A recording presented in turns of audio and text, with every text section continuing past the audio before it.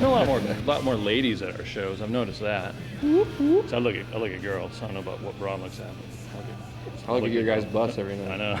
There's been some cities where it's like, wow, there's like half as many girls as there are guys. That's really weird for like a sausage fest like we usually put on. It's like a year off and then like a year on the road. I mean, cool if it could be a little more like a month on the road, month off, but it doesn't really work like that. So you gotta strike when the iron's hot. Yeah, we're still chugging along. We're all friends and everything's good. This tour has been probably one of the better tours. I mean, as we're still learning. It's a good feeling. I feel really good about it. I'm ready. We do the Big M tour. It's coming up. Boney M? Madonna? No, Metallica. Sorry. Yeah. Slayer's one of our favorite bands, I think collectively. To go on tour with those guys, we've done, 6-7 tours, and I mean, they're older guys, they've been doing it, but they still, you know what to expect from a Slayer show. They still rock it. They're not just puppets up there like, oh God, I can barely do it. So, we can look up to those guys and, try to learn what we can from them. Yeah, Slayer definitely brings it every night. They're totally sick. Because after a few tours, you get real comfortable with the guys, and it's always nice to be on tour with people that you're already friends with, you know what I mean? So, because there's a lot of sitting around and doing nothing on tour, we were only on stage for about 30 to 40 minutes per night, so that rest of that time is like sitting around, and if you're not buddies with somebody else on the tour, besides your own band, then it can get pretty... It can get ugly. It could get real ugly. I think our very first Canadian show was in Winnipeg. It was. As a band. It was our first tour. We played in some gymnasium. Underground there was thing, like 100 people there. But to us it was huge. It was like, whoa, this is we're huge in Winnipeg. Yeah. And then the next year they guaranteed us like $2,500 or something. We based a whole tour around the Winnipeg show, and we just had like 1 or 2 shows on the way up from Atlanta. And we didn't get into Canada. We were counting on the money from the show and to play the show and and hang out and to kind of pay for the whole tour, because we only had like 1 or 2 shows up and 1 or 2 on the way down, and ended up not making the border and pulling over in the first town, which was Fargo, and just set up shop in this little sports bar and started playing for chicken sandwiches. Yeah, we had to wait for the people to finish their dart game. Push the pool table out of the way. We didn't have a PA or anything. We're just like... We played 8 songs. We had no food or money, and we're like, can we please... They're like, please play. We're like, okay. So after each song, more and more people left. Couldn't get out fast enough. It was like a Great White concert. I think the 4 of us all listen to a really wide variety of music, and every album that we write is another opportunity to kind of explore more of that stuff that we're into as musicians, and fans of music. So we don't really go into a writing situation saying, okay, let's make this kind of album. It's really just kind of what comes out, what we all get unified on and are able to dig, and be like, yeah, we like it. It's pretty much as simple as check out this riff. Awesome, dude.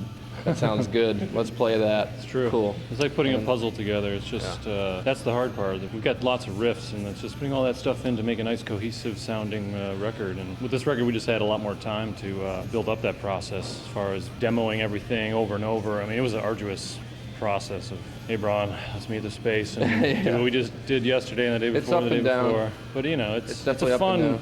It's definitely rewarding, when we go down there and we know it's tough work to write, put all that stuff and arrange it. But when at the end of the day, it's a rewarding feeling when we know we poured our heart and soul into it, and it sounds good. The finished product sounds better than what we would have expected. So it's like hearing it finished, it was like, wow, that's cool. And we've been as far as the receptance of fans, it's been overwhelming. It's been really good. I mean, I don't think we've ever, had a record come out and then a month later go on tour and like the first note, I mean, just getting a cheering response, just walking out on stage and hitting the first notes of the first song on the new record, since we play the whole new record, Crack the Sky, from beginning to end, and kids singing along to the words, like right off the bat, like I was like, wow, you get goosebumps, it's a really cool experience. Yeah, it seems to be the fans are kind of coming out of the woodwork and telling us their, life stories and stuff like that. So I think it's really striking a chord with a lot of people, and a lot of kids that have maybe experienced tragedy and they're able to kind of latch on to Crack the Sky. We check our MySpace all the time, and there's not 1, not 2, I feel like 20 people just like every week, 20 to 30 kids just like, it really hits home for me. This record really means, like I lost my father last year, I lost my mother, or my girlfriend, or my dog, or whatever. People relate the record and that as like a medication to kind of make them feel better about their loss. And they really do read really deep into it. It's if that can help anybody. I know music has helped me in a lot of ways, to get through some tough times. So for us to be now in that position, it's I read somewhere that some kid said he didn't like it because it was too depressing. I mean, it's not supposed to be depressing, but kind of, but it doesn't, It's definitely good, to have a producer in the real sense of the word, someone to come in and say, no. Maybe just be brutal on what you're writing, and just kind of like, it's hard to see the forest through the trees. When you're in it, you're just like, okay, you kind of might get lost for a while if you've just been playing the same.